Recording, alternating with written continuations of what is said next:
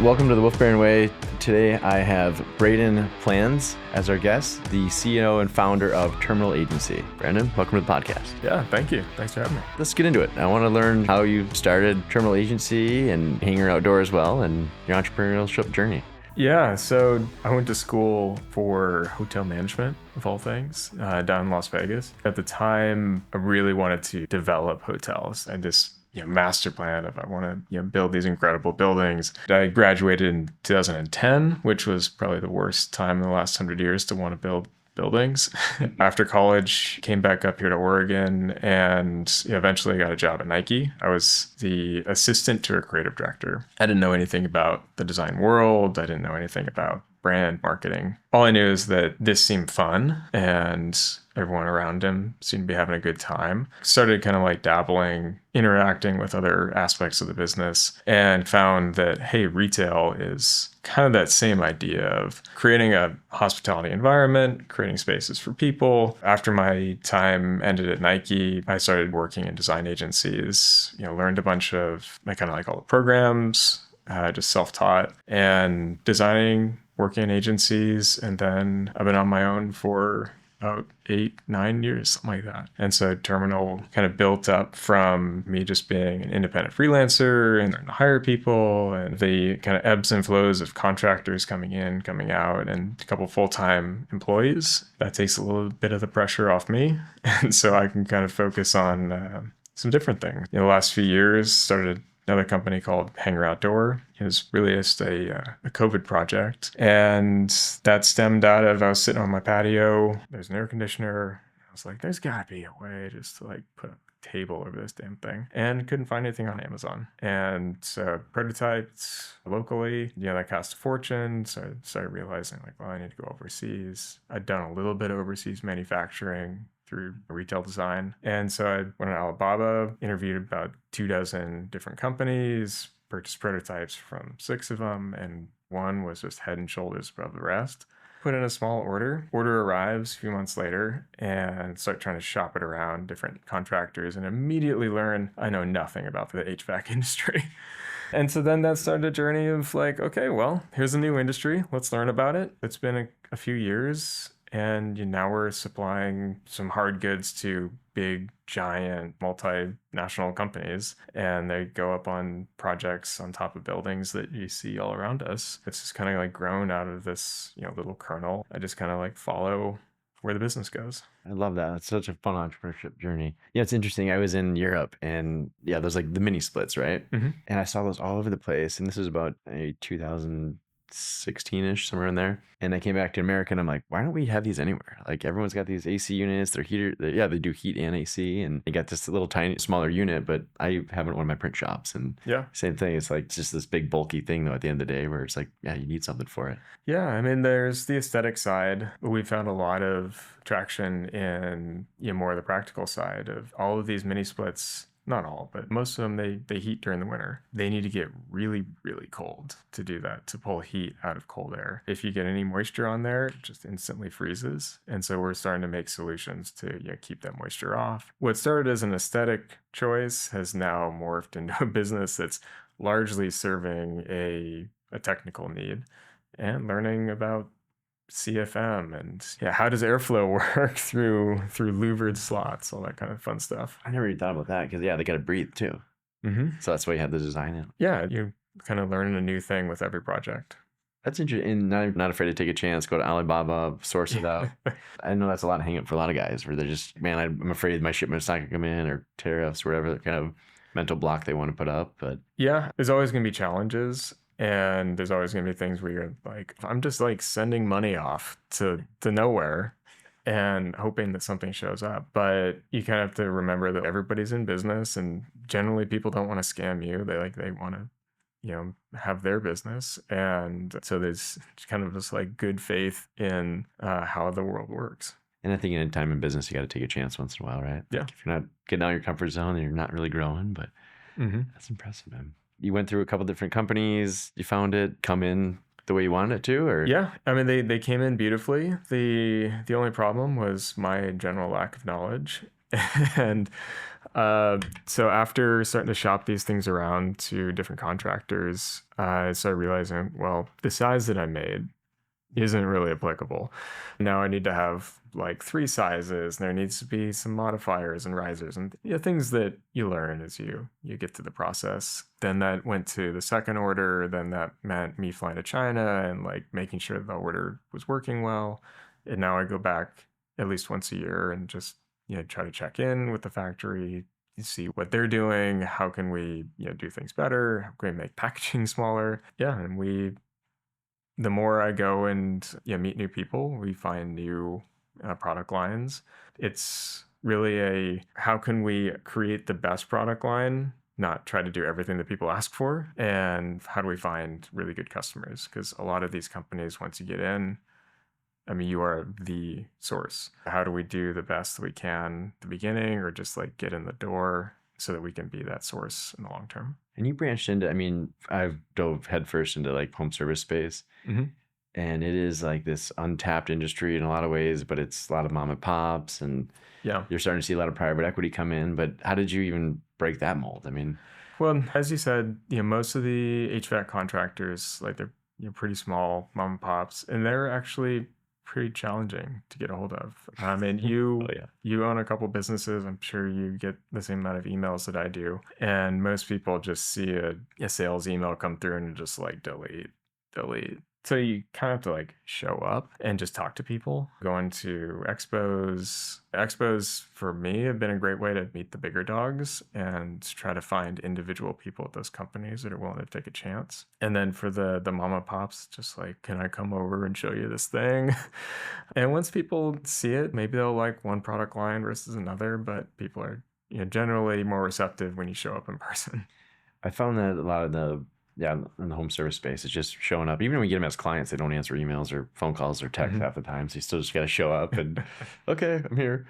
Yep. Yeah. Just showing up might be annoying sometimes, but it definitely gets business done. I'm old fashioned that way. I just like shaking hands and meeting people, and that's impressive. So you jump into it and you learn as you go and evolve. I mean, learn as you go.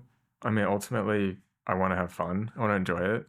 So there's definitely things that say no to, because it doesn't sound like a whole lot of fun for me. But there's a few things that I really do love, and I love to travel and I love to make things. And so if I can fly to wherever your warehouse is so I can measure something, I can meet you in person, and then I can take all that data and make something for you, I'm having a happy day. That's awesome. Yeah, fulfills both your passions at the same time. And now, where do you see Hangar Outdoor going? Take it globally? I mean, really, anywhere. Yeah, I mean, we just made a very good partnership with a company called Johnson Controls. They are probably the number 2 largest HVAC company in the world. They make Fujitsu, they make York, they make compressors. And I think they actually just got bought by Bosch, the German company. So we just got set up as a vendor for them. So, now we're in their system, they can order directly from us. And so we will, start rolling our product line out, starting in the US. And, once more and more people, learn about it, there's same products go around the globe. So I can ship wherever. And what I've learned in this space, and just my very basic knowledge, is a lot of those internal parts are actually a lot of the same or interchangeable. And they're just different covers on the side of them. So you have chassis are starting to get streamlined across different brand lines, and that makes our job really easy, so that we can say, hey, this one product will fit this 18 models that you have, and that means we can keep low SKU counts, low inventory, and just makes our life easier. Now, is there any assembly once you get them here? Do they come in different sheets that you're screwing together? Or I'm just thinking just like the frame of it would be a little bulky versus if you came in 3 different panels or something. Yeah, so for our covers, that goes together just like IKEA. And that's actually been a ton of fun to work with the factory on, to figure out, how do we make this faster? How do we make it one tool? How do we integrate all of our hardware? They press in these like rivets that have threads in them into the metal stampings. So then you're just putting a screw in, and then you're, genius. Yeah, then we have some other products that they go together more of like a Tetris system, but we try to do a good job with our instructions, and it goes together pretty easily. And actually, like kind of oddly, but the easiest things are the commercial products. They just right onto the side of the unit and try to use like all existing hardware. So, for the contractor, they just have to go out there and be like, zip, zip, zip, zip, and they're done. And so for the contractor too, it's probably a little upsell for them, right? Where you got this unit that's big and bulky, let's camouflage it in a sense or make it some type of aesthetic. Yeah, they get incremental revenue and can offer some differentiation. From a practical standpoint, it just keeps, debris and snow and everything else out of there. And so it makes their life easier as they're not going out for warranty claims and all that kind of stuff. Like my kids trying to stick stuff in them. And yeah. It's got a fan, Daddy. And it's like, that's your finger going in there. I mean, we've been working with some contractors up in Vancouver, BC. They have some anti-climbing regulations. So we're making covers that you like cannot fit kids' fingers into, so they can't climb on top of stuff. Yeah, it's always interesting to hear what people and what questions they show up with and what needs. Well, and I like what you said there too. You gather feedback, but then also you only take so much feedback, right? Like it's not Burger King, have it your way or something. It's like, okay, hey, it's got to fit this mold and this avatar of client that I'm working with. And yeah, I mean, at the end of the day, we still have to make money. And every additional product that we add costs money, whether it's just in development costs, but also in storage and shipping and my headache. Yeah. Predictability and forecasting everything. And yeah, from my perspective, I'm the only person running this company and I have another business. So I want to make it as asset light and easy on me as possible and outsource as much as I can. So that all I need to do is say, all right, customer down in Texas has a need for 20 units. They have, this size. I can call up the factory and say, hey, ship them 20 of these. And I need you guys to handle all the duties and the tariffs and the freight. And it just lands on their warehouse and I don't have to touch it and I don't have to see it. And if it's a new product, I'll fly to China and I'll interact with the factory before it leaves and make sure that it all looks good. But for the most part, it's pretty hands off. That's impressive. From a global product and one man showing it. And so how does and I outsource a lot too, but like there's still management to outsourcing and leadership and making sure things are done right. Like what's your process to make sure everything's going right? Like dashboards or? I have a very detailed to-do list and that's pretty much it. I try to follow up immediately on everything that I can. And that has kind of saved a lot of hassle. I'm always connected. When I wake up in the morning, I have emails from the Philippines, I have emails from China, and I just burn through it immediately. That way I can just move on with the rest of my day. Customer emails are exactly the same. Like I want to be able to reply to a customer in 15 minutes so that it's off my plate. They feel heard, but mostly I don't have to think about it anymore, that it's done. Just make it happen. I like it. So as one of my things I was talking about was like routines. Is there a certain routine that you have? I mean, so you got Philippines, which they're basically going to bed when we're waking up, right? Yeah. The Philippines routine is excellent for us out on the West Coast. Every day at either 4 o'clock or 5 o'clock, depending on the time of year, I meet with them for about an hour. It's 8 a.m. their time. We basically talk about what they're going to be working on for the day. Then they go off and they handle everything. By the time I wake up, they have, Slack messaged me screenshots of everything they've done, PDFs, decks they put together. I take a look at that and email it off to clients, make any revisions I need to in the morning. It's a pretty easy cycle. They still have a few hours of me being awake to answer any questions that might come up as they're working through something. I love that. Turns your business into a 24/7 business and 24 hours a day at least. And it takes the most hated part of the design agency world, which is last minute client revisions at 5 p.m. That's exactly how our business works. You can be the worst client and you can give us revisions at 4 or 5 o'clock on a Friday. And that's great because the team's ready to go. I mean, I'm in the agency world and it's, they want to dictate the routes, everything. And then the last thing they do is they're creative. And it's like, this should be the first thing they should do, but it's always last minute and they need changes. And even some of the biggest brands, like we're still doing the creative for them, which just blows my mind. Yeah. People have their preferences and their silos, and not everybody can see beyond it. I like it. And one thing is like you've done branding for all these businesses and then you finally get a chance to like build your own. What do you find more passionate? I'm not a big brand builder. I'm definitely more of I build things. I build spaces, I build fixtures, I build products. And obviously it's much more fun to do your own thing.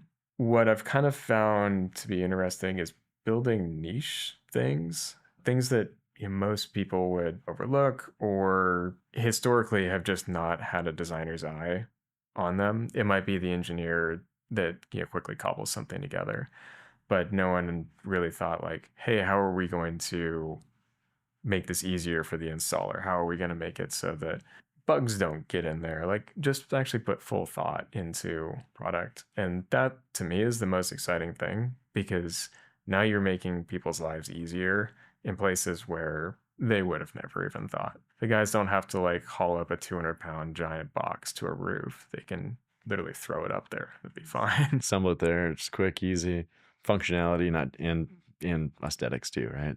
Yeah. And just putting thought into things that otherwise get overlooked. And so that's exciting to me. And most of those requests come in from other people. So whether it's my business in terms of Hangar or a client ask for terminal, it's kind of all the same. It's just putting that thought in. That's fun. No, in regards to like terminal, like, I mean, retail space and even commercial space, it seems like there's this big shift happening probably ever since COVID, a lot of people working from home. And how do you see that landscape changing? And then from your perspective, designing a space that's inviting and has to be more, I would say, experiential at that point, right?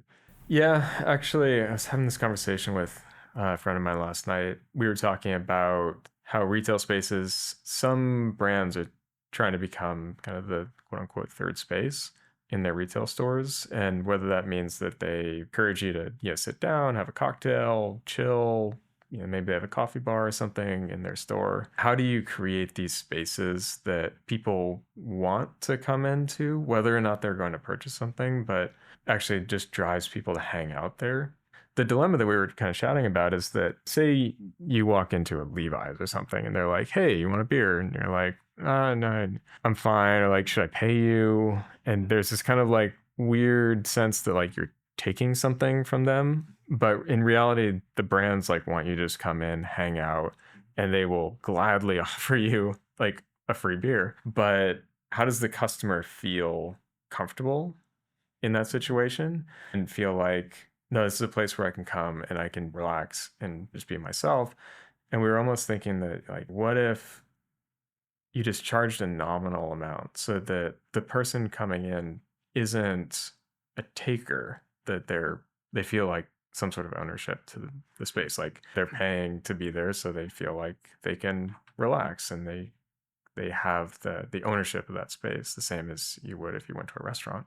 I think that's going to be the biggest question for a lot of these brands, of like, how do you make people feel at home in your space, and not like you are just occupying their house? How do you make it about them being in your own home, Like almost like it's part of the club or the membership? yeah exactly. The club, the membership. I could very well see brands that have well-defined apps, being like, well, yeah, you can hang out here, just like download the app and scan in or something. So there's some sort of semblance of like ownership to it. Yeah.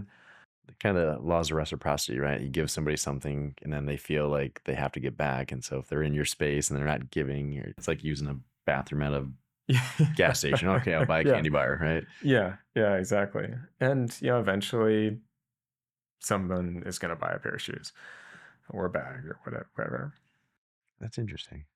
Yeah, because I do see that space, the landscape change. I used to do a lot of marketing towards retail, and then it's kind of shifted more online, but you still need to get people engaged with the brand too and interact with them. So yeah, whether it's engaging with the brand or just touching and feeling product. I mean, we saw some of the mistakes that Nike made a few years ago of removing product from all their partner doors. From a margins perspective, maybe from like a brand focus perspective, it made sense on paper to, want to bring people into Nike stores, but not everybody lives within radius of a Nike store. And a lot of customers, they want to feel the product, or maybe the local footwear store is their third place.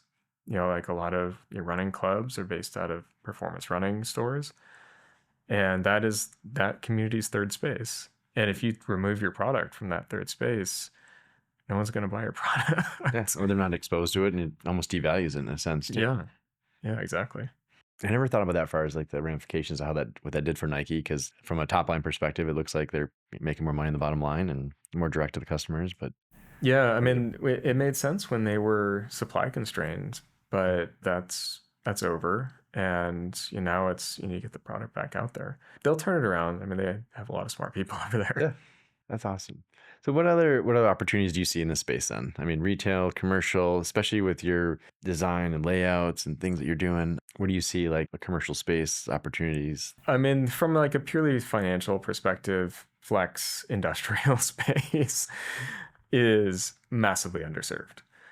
I mean, I'm sure that you have a handful of warehouses, and that flex industrial space where you have a roll-up door and maybe 1,500 square feet, nobody has those available. And then when they are available, they go immediately and for almost Class A rents, which is insane for, it's a warehouse with a roll-up door. So yeah, if you're looking to make money, go build some of those. But from a design perspective, the third space is, with a lot of us working from home, we don't have that place where we can go that is sort of like, decompressing and is not home. And I mean, it's not even the office, because, your office is your home. So maybe we're just onto the second space. So you got to like work with what we got. But making spaces where people can go, they can meet new people that might have similar interests that they do. And, how does a brand intertwine itself with that? That's the $1 million question. But creating these locations for people to coalesce around a common interest, that's really exciting. And that's something that after COVID, I think everybody is kind of looking for. They just don't know quite what it looks like yet. I can totally relate to that too, because like working from home was awesome. Like we actually had our first kid during COVID, so I was like, oh sweet, I could be a dad, work from home. And then I'd say about 10 months into it, it's like, okay, I need to find a way to decompress after work and get out and do something different. And because we built a gym in the garage. So I'm like, okay, so I got my gym here, everything. But then it's like, you still just need that like away from work. And so my mental block was like, I have an office at my house, but when I close that door, it's like, that's like me like leaving work. But even then it's still just, I need to get out more. And so like for me, I just started going out, meet more people, but ended being like coffee shops and stuff. There's not that third space as much. So I mean, really, I like it. Just, getting this office here it's gotten me out of the house, and it gives you a reason to like brush your teeth in the morning almost. We spend half our time put on real pants. Like we spend half our time down at the coast where I'm like working in the house, and I look down at the clock and be like, it's 2:30 in the afternoon and I haven't brushed my teeth. Like, what's wrong? Yeah, for me, I still had to put on collared shirts in the morning, like just to like put myself in that business mindset. Because otherwise, you could be wearing sweatpants and no one would know, and you're just on Zoom calls. And... your hair is all messed up. Yeah, people like I still do that. Yeah, I always did that. But what are some of the biggest mistakes that you've learned that? I don't really I don't like the word failures or mistakes. My mindset's always been like those are usually lessons learned. But I mean, I can imagine trying to outsource from China to work in the Philippines. Like it sounds like everyone thinks. I think business is a hockey stick, where it's just you just take off, and it's never the case. Boy, there's so many to choose from. The easiest mistake to kind of identify with Hangar, for example, is that I got into it as essentially like a passion project. I had this personal need in the process of going through it all. I was like, oh, maybe I can sell these. Never did I put in the research to be like, hey, not only like do people want this, just talking with other people, they were like, oh, that sounds cool, I want one. But more of the technical side and then the logistics side. So we're talking about these are heavy boxes that take up a lot of space and are expensive to ship. While it might be affordable to get it into the country from overseas, you still have the logistics problem of like, well now where do I put all these things? Now I need to go buy a storage space. And I just didn't think about any of that. I just sort of like dove in head first. Maybe that's, all entrepreneurs kind of have some of that fallacy where they're just like, oh, I'm going to put the blinders on. I'm just going to go for it. Because if you had thought about it, you'd be like, this is a stupid idea. Doing more research would have certainly been helpful. But you lose money only if you're looking at the potential. It's like saying that you're just not making as much money. And if that means that you wouldn't have done it, then you're at zero. So I kind of think like it's better to run, fall down, pick yourself up and run again, and maybe have a limp rather than not doing anything at all. I agree with that 100% too, because I feel like some of the most successful people I know, like they're just not afraid. They just take action right away, and they're like, hey, I know 70% of this. I'll figure out the other 30, or they're probably on maybe 60 or 50% really. And they're like, hey, we'll fail and we'll learn, and we'll just keep, by the time most people start, they've already failed 3 times and learned from it, and they're still up the ladder. And yeah, I mean, from a certain perspective, it's easy to look at people that do that and fail hard and fail quickly, fail frequently, and be like, look at those idiots. But those people are pushing themselves forward every time. It's easy to mock, but unless you try, you're never going to get anywhere. It's easy to try and it's easy to fail. So why not? The man in the arena, right? And I've done that so many times. I remember when I started my business, I was actually working a night shift job to like pay for like my one employee that I had at the time. And it was like a Fortune 500 company, and it was over in Tualatin, and it was like, I was making good money too, but it was just enough to like pay for an employee, pay for like my living expenses and everything else. And then they were like, well, you want to work day shift, moving up? And I'm like, no, I really don't want to. But I remember my mom crying when I quit that job, because I'm like, I'm all in on my business now. We're making it. And she's like, but you can have, your 401k and your health insurance. And what do you do with all this stuff? And it's like, if I don't do this, I'm going to regret it. And I mean, looking back, I don't regret it at all. Yeah, absolutely.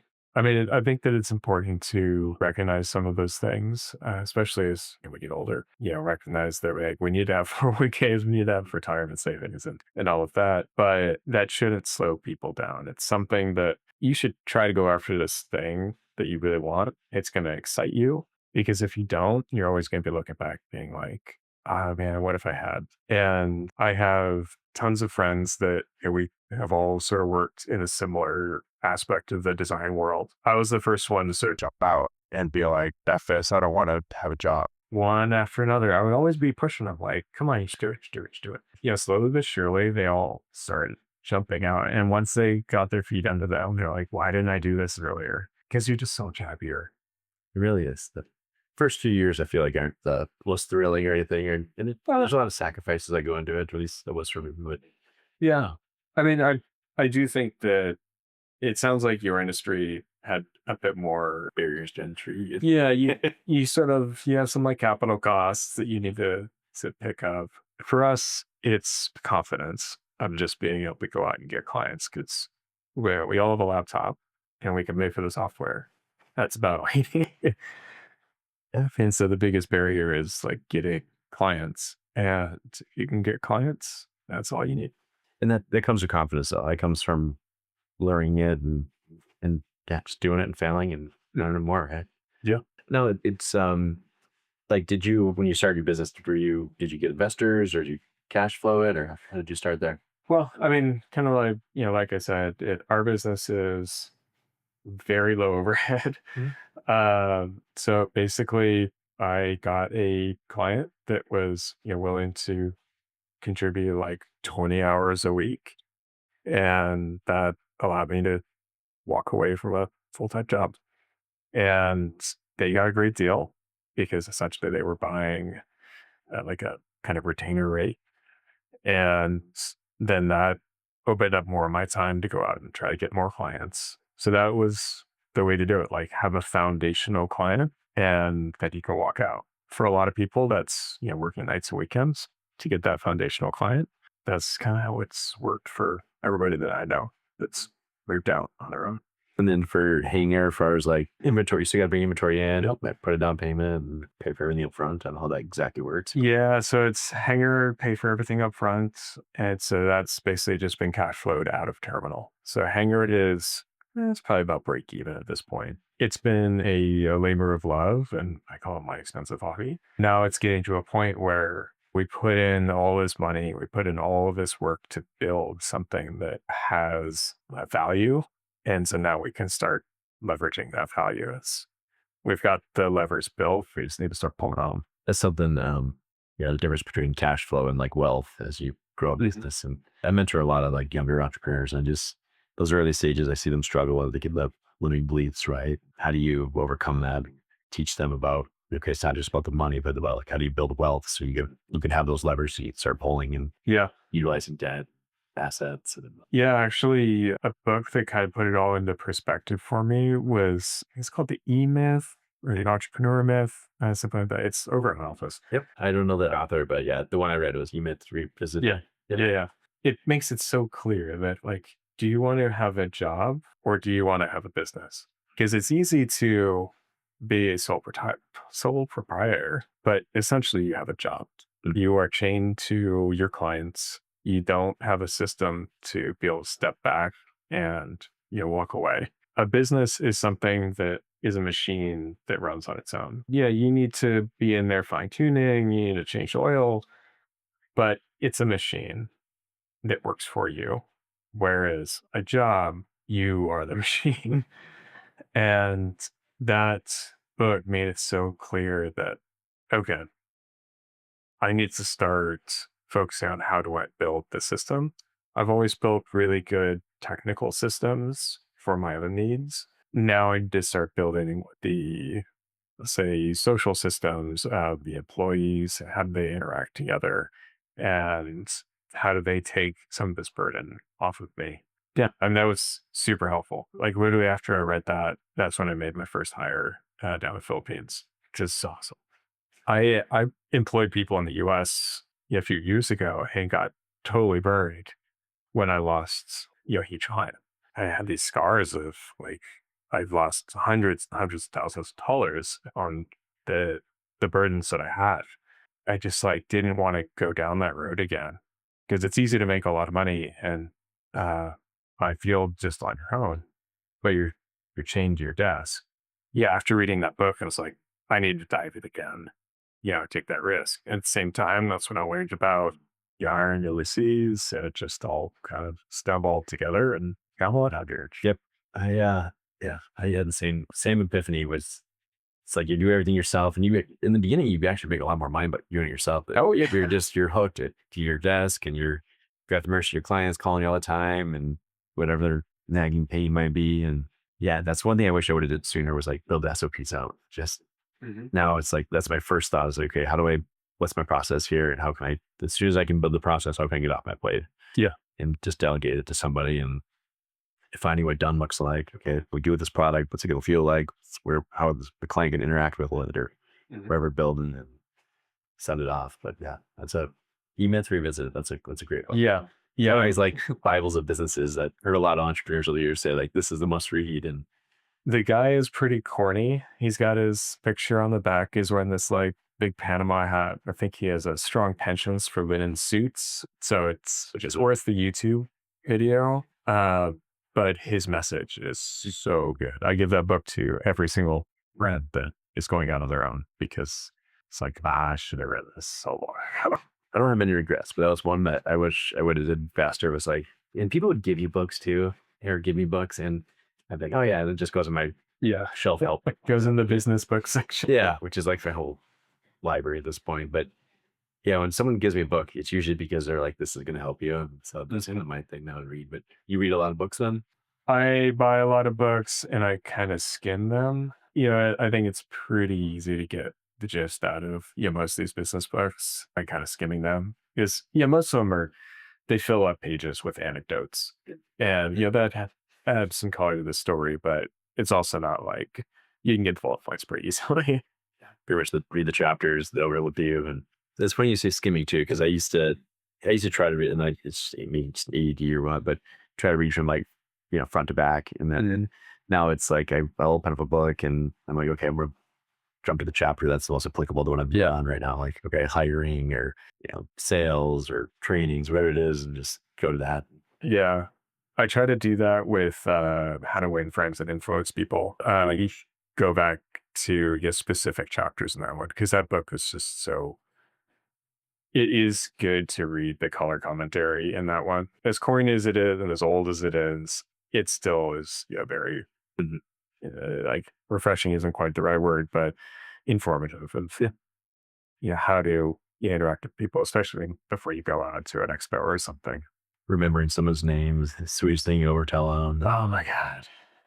Yeah, like creating those little mental tricks to go do it. Yeah. I think Think and Grow Rich, Napoleon Hill was another one of those for me. Oh, I haven't read that one. Yeah. Buy Back Your Time was another good one. That's actually newer, but that's where they say leaders are readers normally. So yeah, I mean, they're skimmers, I guess we should call them. Yeah, I mean, you got to find the time to do it. I'm always like a little skeptical when you hear some of these really high-powered CEOs like talking about how many books they read every year. So I'm like, yeah, I can imagine what your day is like. And everybody knows like Tim Cook's day routine where he wakes up at like 3:30 and goes to the gym and he's in the office by 7. I get it. I like to have a little bit more life than that. And it's interesting too. Like as much as in routines that I love, like we're still human. I mean, there's still days where it's like, okay, I had 3 kids up last night. Like, I don't want to get up at 5 this morning to go work out. Or yeah, I mean, that's so much time to do it. it is, yeah. You don't get more energy during the day. So. No, definitely not. So what do you see next for the business, for opportunities? What's kind of like I mean, it sounds like you're like a visionary. Plus, you do design, so it's like maybe. I prefer Guru. Okay. So Terminal is going to keep growing slowly. I am, over on campus, I try to be over there, once or twice a month just to meet people, say hi, to try to meet some new clients. So that business is just going to sort of grow steadily. There isn't a real long-term plan for it because right now Terminal is kind of like my cash flow. And I don't really want to make any big tweaks to it because it's supporting my life and it's supporting Hangar. So if it can just sort of steadily grow at a conservative rate, that is perfect for me. Hangar is right on the precipice of becoming a real company. We have, a handful of people that we have been interacting with the past few years that we have revenue markers that once we hit those revenue markers, then they will come in-house, become full-time employees, and then that will compound the business there. I don't want to have anything to do, but I don't want to be running day-to-day on Hangar. I want to have Terminal be the design agency for Hangar. Hangar can be its own company. I still get to do all the fun stuff, the product, the brands, the perspective. But this is supposed to be a serious engineering company, and they should have a serious leader leading that. And that's not who I want to be. And so, getting to a revenue amount where I can hire a real CEO, I can hire a VP of sales, that's really the goal. Because once we get to that point, that business can either be packaged up and sold off, or it can just become a part of the stable, and then I can go on to do the next thing. I like that. Stay within your flow, and then don't. Yeah. I mean, know what you want to do and what you don't want to do. I remember I used to do the books for my company for years. Just and it just was like, it took me so out of my flow, and it took like invoicing and stuff. And the day I finally hired someone to just take this over, it was like, I saved me 10 hours a weekend as it was. And then, it was probably like a pride thing too. I didn't want someone to do my books or whatever. But when I did that, it was such just like relief. I'm like, finally I can like get back to like running the business and come with creative stuff and being the visionary I want to be. So like removing stress from your life. Yeah. That becomes more stressful too when you got to flow. I mean, I was in the exact same boat where I did all my books, I did all my taxes forever. Like when I had my first job, I'd maybe do my taxes on a piece of paper and like mail it to the IRS. And so that was like inherently a part of who I was, that I was the guy that could do everything. And when friends had questions about this or that, I knew the answer. It got to the point where after I registered as an S Corp and I needed to have an accountant do my taxes, and she looked at my books, was like, you need help. And that kind of took me off of my fly stool and once I hired that bookkeeper, my life has been so much easier. Yeah, it's a game changer. Now, far as like wealth goes, like, was there certain things that you're trying to build up for, like big vision, like personal level, like? Yeah, I mean, I think everybody has like a number. My number is more of like a cash flow. And so whether that's, hey, I sell a company that then I can live off of dividends that are invested to hit that number. But like I have a certain status of life that I think would be comfortable where I'm not super rich. Like I don't want to be super rich. I want to be wealthy enough that I don't have to worry, but not rich enough that I don't care anymore. What that looks like to me is I don't know if people talk about exact numbers on this show. I would like to, sell a business for $10 million in cash. And that will essentially give me $400,000 a year of money that I can just live off of and not think. Because I mean, that's essentially what we're living off of now. And it would be really nice if we didn't have to work, we could live off that. But we're not Jeff Bezos. We're not like on yachts. We're just living a comfortable life so that I still can go after his other hobbies. Because there's a million businesses that you want to start. And if you have the time to do it and the security of knowing that you can fail, I think that you can fail faster. And you can Starsky, yeah. you can start with businesses. You're not so tied to a business being like, I need this to work. Like, no, I need this to work. And that sounds really exciting to me. So I like that. So it sounds like you don't believe in retirement then. no, I mean, I will always work. It's how much I'm working. Like, I think it's important to have retirement. It's important to have security, but I would just get bored, to be honest. Some of my mentors retired. He's like 6 months later, because I'm up at night worried about stupid stuff because my brain's so used to move quickly and on things. And he's like, so I had to get back into it. And yeah, I don't think we were designed to retire. I don't think retirement's, especially for elders, and we're constantly wanting moving. Like my grandpa used to always say, is like, I'd rather wear away than rust away. Yeah. Like just, and he did. I mean, he was like 88, still out moving. What you spend your time on probably shows as you get older. From working on things because you have to working on things. Feel like in at least my stage of life right now, I'm working on things because I like to, but also because I need the income from it. As I get a little bit older, I'd like to work on things that I just like to, and I don't care about the income coming from it. And then, maybe when I get much older, I just really want to build birdhouses in my garage and hike them up. So Yeah, it's interesting because I found that passion too. Like I started building, businesses, and then, well, I remember the first time, like I would be a bookkeeper, and then all of a sudden we started making some decent money, and all of a sudden you're paying and pay taxes like all year. Mhm. You get hit with this, couple $100,000 tax bill. I'm like, oh, where does this come from? And then you're like, okay, I need to find somebody like help me with tax strategy at this point, because you focus all on about making money, and then once you make money, you're like, okay, no, especially if you work from home or low asset base, like Yeah. that's how we started branching into real estate because of that. It's like, okay, create some real estate income and go that route. But are you into like crypto or anything like that, or No, not so much. I'm kind of ETFs are good. ETF? Yep. I mean, I just know my personality that if you give me something that I can gamble on, I will gamble on it. So we may as well make it fiercely and boring. Gamble on yourself and put it in business. And Put it into the business, invest in myself, and then we have our homes and we invest in those. But yeah.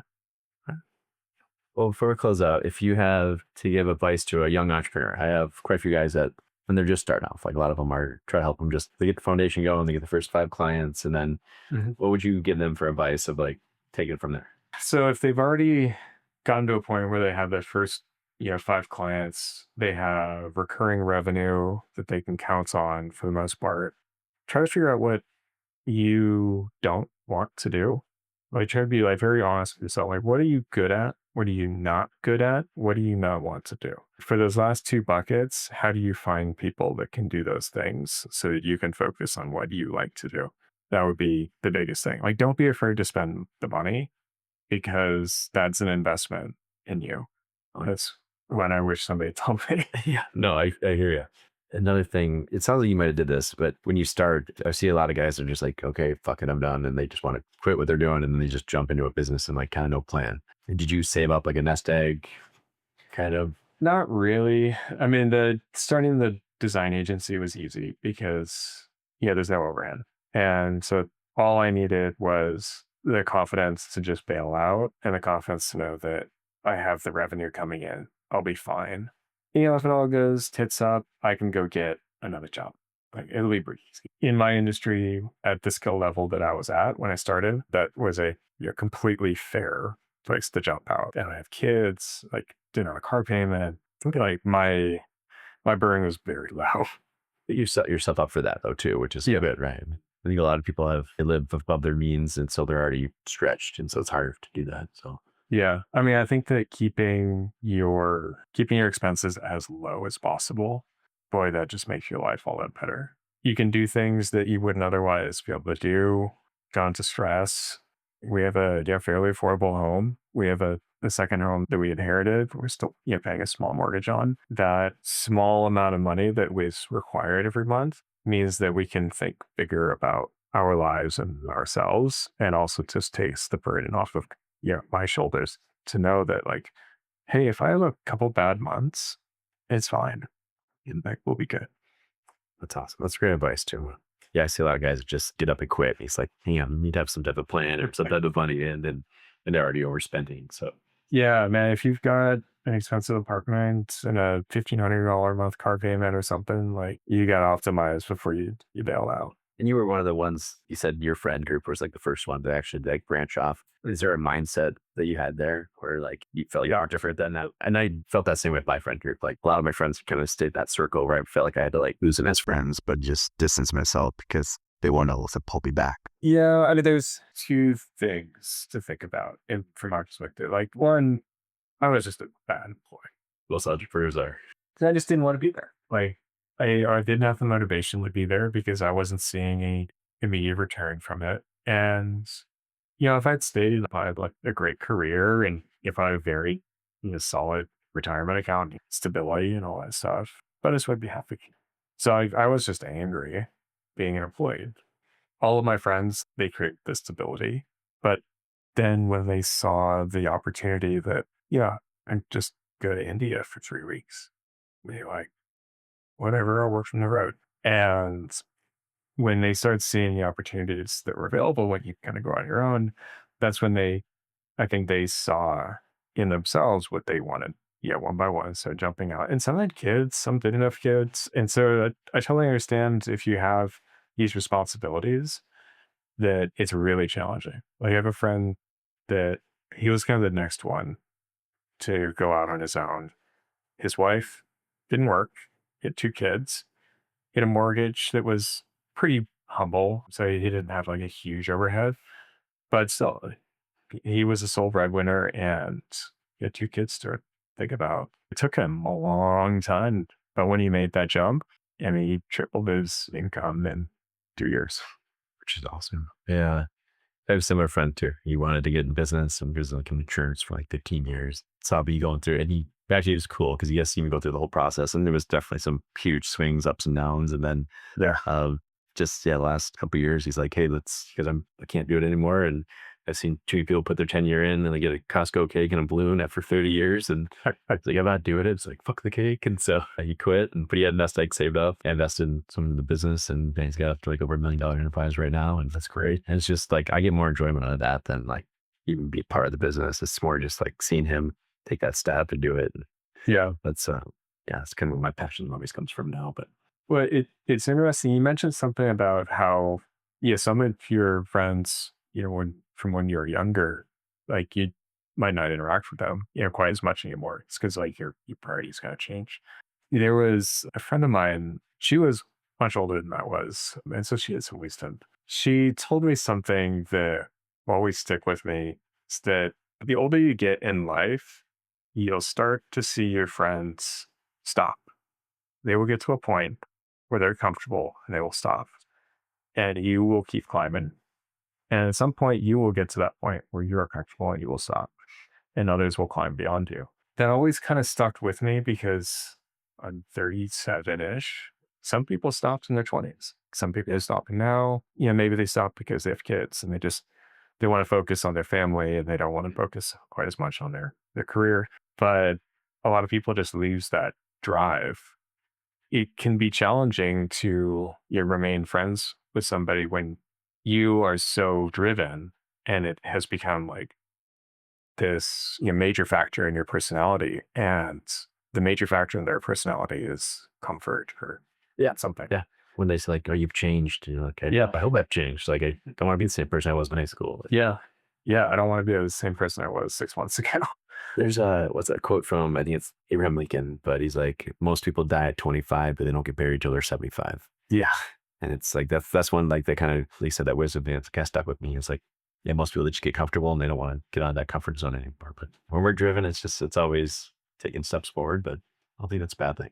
No, I mean, it's exciting. And as long as your partner is someone that understands that and is supportive of it, then yeah, I'd say keep going. Yeah. I'm glad I found my wife when I was in the midst of that though too, because she got to see the journey, and then it's like, okay, this is who I am, and I'm not going to stop. And she's the same way, so it's a good fit. But yeah, I mean, it's you need that partnership. Yeah, I mean, I wouldn't be able to do it, without Andrea just being supportive.